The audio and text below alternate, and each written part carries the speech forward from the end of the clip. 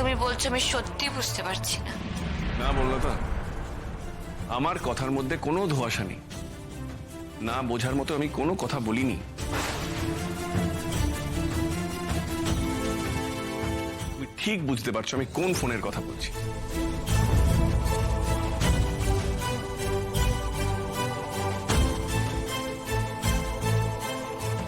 কি শুরু করেছিস তোরা?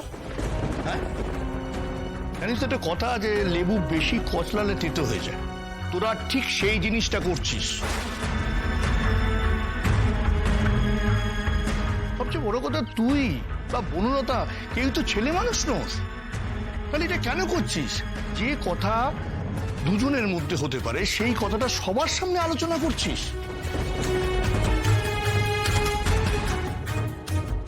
আমি না মানে তোদের বোধ নিয়ে না বলতে বাধ্য হচ্ছে, আমার খুব খারাপ লাগছে। তোদের কোনো বোধ নেই।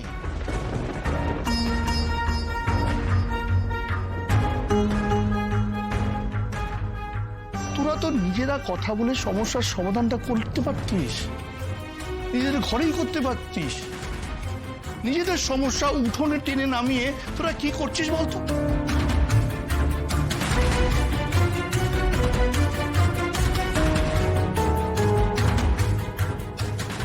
বাড়ির সবাই রয়েছে, তাছাড়া বড়রাও তো রয়েছে, তোর মা রয়েছে, ঠাকুমা রয়েছে, তোর জেঠি রয়েছে। আমাদের তো অস্বস্তি হচ্ছে এই কথাগুলো শুনতে।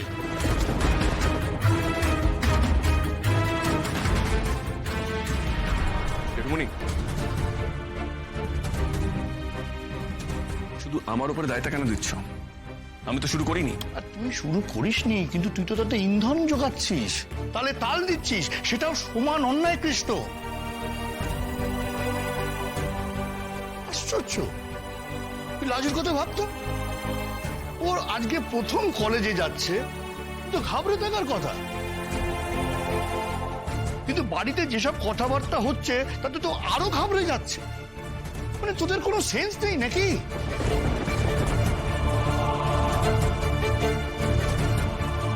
শোন, আমি একটা কথা স্পষ্ট করে বলে দিচ্ছি, তুই লাজুকে নিয়ে কলেজে গেলে যা, যদি না যাস এখানে বসে বসে সব ঝগড়াঝাটি কর, আমি লাজুকে নিয়ে কলেজ বেরিয়ে যাব, ব্যাস। ক্লিয়ার?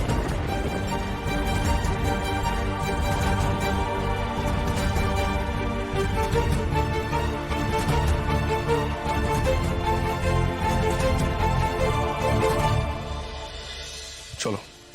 আরে এত কিছুর কি দরকার আছে? আমি বলছি তো আমি একা একা যেতে পারবো।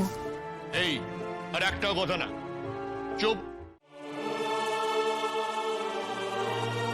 শুনলে দিদি ভাই,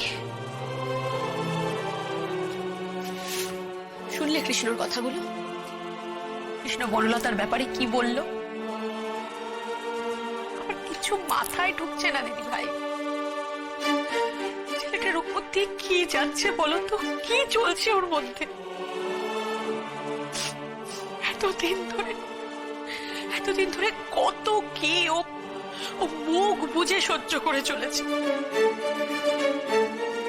দেখো, আমরা কালকে বনলতার কথা শুনে কৃষ্ণকে কাঠগড়ায় দাঁড় করাচ্ছিলাম, আর আজ কি জানলাম? কৃষ্ণরই এক গাদা অভিযোগ জমা হয়েছে তার স্ত্রীর প্রতি।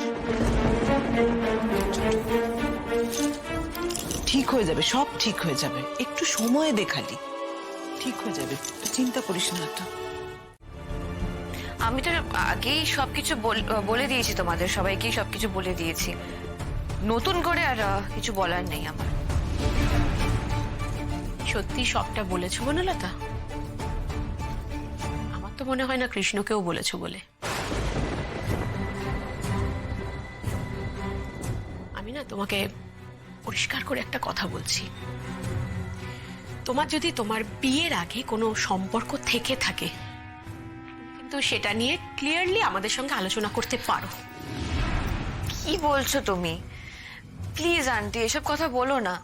আমি যদি কারোর সঙ্গে সম্পর্কে থাকতাম বা অন্য কাউকে ভালোবাসতাম, তাহলে আমি কি সেই মেয়ে যে এই বাড়িতে আবার বিয়ে করে আসবো অত কিছু করে? না, তো চলে গেছিলে। দিদি ভাই, কারোর আশাতেই নিশ্চয়ই ও চলে গেছিল। দেখো বনলতা, আমি না সত্যি জানি না যে তোমার তোমার মনের মধ্যে অ্যাকচুয়ালি কি চলছে বা কি আছে, কিন্তু তুমি যদি কৃষ্ণর সঙ্গে সত্যি সংসার করতে চাও তাহলে কিন্তু তোমার মনের মধ্যে যেটা চলছে সেটা প্লিজ কনফেস করো, আর কিছু লুকিও না। না না আমি আন্টি আমি আর কিছু লুকোচ্ছি না, আমি আর কিছু লুকোচ্ছি না, না তোমাদের কাছে না অনুভবের কাছে। তাহলে তোমার আর কৃষ্ণর মধ্যে এখনো এতটা ডিস্টেন্স কেন? তা আমার ছেলে কিন্তু এতটা কমপ্লিকেটেড নয়, ও ভীষণ সিম্পল, ভীষণ সোজাসাপটা। ও যখন এখনো তোমার সঙ্গে সহজ স্বাভাবিক হতে পারছে না, তখন কিছু তো একটা আছে ওর মনের মধ্যে। অ্যাকচুয়ালি ব্যাপারটা কি বলতো, তোমাদের মতনই, ঠিক তোমাদের মতনই ও আমাকে ভরসা করতে পারছে না, একেবারে বিশ্বাস করতে পারছে না। তবে আন্টি তুমি তোমার ছেলেকে একবার জিজ্ঞেস করে দেখতে পারো। আমি ওকে একটা ক্লিয়ার অপশন দিয়েছিলাম রেজিস্ট্রির দিন। আমি ওকে বলেছিলাম যে তোমার মনে যদি আমাকে নিয়ে কোনো দ্বন্দ্ব থাকে, কোনো চিন্তা বা কোনো কিছু, তুমি বিয়েটাতে ঢোকো না। রেজিস্ট্রির বদলে আমরা একে অপরকে ডিভোর্স দেব, এই অপশনটা আমি ওকে দিয়েছিলাম। আমি এটাও বলেছিলাম তাতে আমার কোনো আপত্তি থাকবে না।